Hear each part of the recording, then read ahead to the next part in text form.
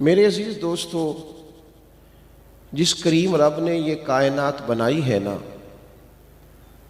وہ بنانے کے بعد فرماتا ہے میں نے آزمائش کے لیے بنائی ہے۔ وہ کہتا ہے انسان کیا سمجھتا ہے، اسے ایسے ہی چھوڑ دیا جائے گا اور اس کی آزمائش نہیں کی جائے گی۔ وہ کہتا ہے میں نے آزمائش کرنی ہے، ضرور کرنی ہے۔ کتنی کرنی ہے؟ وَلَنَبْلُوَنَّكُمْ بِشَيْءٍ مِّنَ الْخَوْفِ وَالْجُوعِ وَنَقْصٍ مِّنَ الْأَمْوَالِ وَالْأَنفُسِ وَالثَّمَرَاتِ۔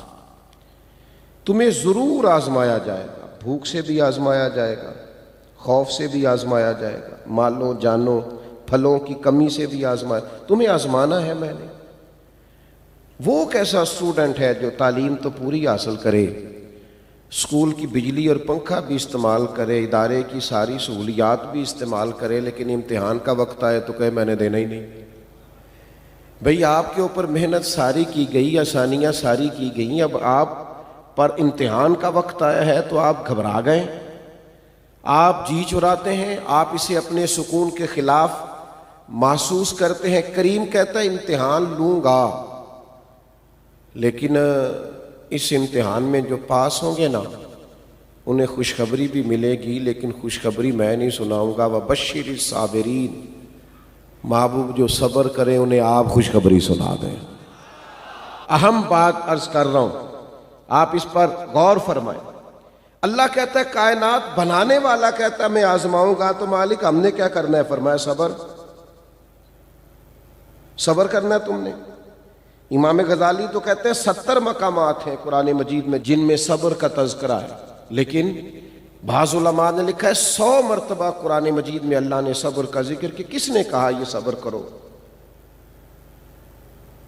یہ 70 یا 100 مرتبہ فرمانے والا قادر مطلق ہے، جس کے قبضہ و قدرت میں ساری کائنات ہے۔ پل بھر میں چاہے تو لفظ کن سے کیا کا کیا کر دے۔ وہ کہتا ہے میرے پاس ساری قدرتیں ہیں، حکمتیں ہیں، میرے قبضہ و اختیار میں سارا کچھ ہے، پر میں تمہیں کہتا ہوں مجھے صبر تو کر کے دکھاؤ۔ گویا حکمت الہی یہ ہے صبر کرو۔ یا اللہ مشکل بڑی آ گئی، تکلیف بڑی ہے، پریشان بڑے ہیں، ہم ڈپریشن کے اندر پوری طرح مبتلا ہو گئے ہیں، زمانے کی تیز دھوپ نے ہمیں سخت ترین تپتے ہوئے صحرا پہ لا کھڑا کیا ہے۔ مالک کریم ہماری حالت یہ ہے کہ ہم اپنے ذہن پر، روح پر، آنکھوں پر، کانوں پر بوجھ محسوس کرنے لگے ہیں، ہماری نیند اڑ گئی ہے، ہماری طبیعت بے چین ہے، کیا کریں؟ ہمیں تیری مدد چاہیے، ہماری مدد فرما۔ تو کائنات کا رب کہتا ہے یا ایھا الذین آمنوا استعینوا بالصبر والصلاۃ، اے ایمان والو صبر اور نماز سے مدد طلب کرو۔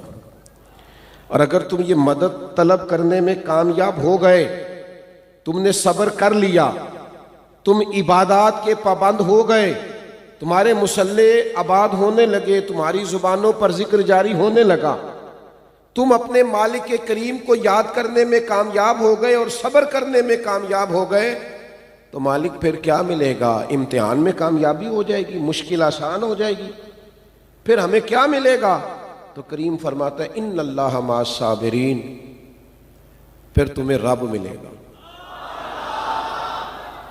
پھر تم یہ مت سمجھنا کہ تمہارے دائیں بائیں کوئی گن مین کھڑے ہیں، اور یہ مت سمجھنا کہ بڑی سیاسی شخصیات تمہاری پشت پر کھڑی ہیں، یہ مت سمجھنا کہ کروڑوں اربوں خربوں روپیہ لے کے کوئی آ گیا ہے، مشکل حل ہو گئی ہے۔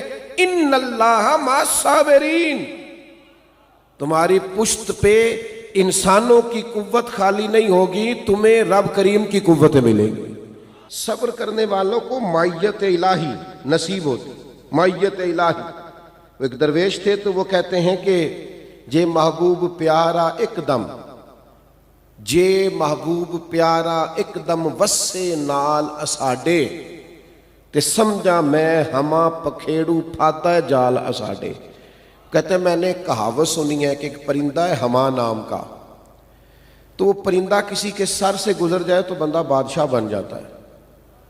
کہاوت ہے ایک پرندہ ہے، وہ کسی کے سر سے گزر جائے تو بندہ، تو کہتے ہیں اگر میرا محبوب ایک گھڑی میرے پاس رہے نا تو میں یہ نہیں سمجھوں گا کہ میرے سر سے وہ گزر گیا، میں سمجھوں گا میرے قبضے میں آ گیا ہے۔ یعنی جس کے سر سے گزر جائے وہ تو بادشاہ بن جاتا ہے، جس کے قبضے میں آ جائے وہ جس کو چاہے بادشاہ بنائے۔ کہتے ہیں جے محبوب پیارا ایک دم وسے نال اساڈے تے سمجھا میں ہما پکھیڑوں پھاتا ہے جال اساڈے، میں سمجھوں گا وہ میرے جال میں آ گیا، میں جس کے سر سے چاہوں گزار کے بادشاہ بناؤں۔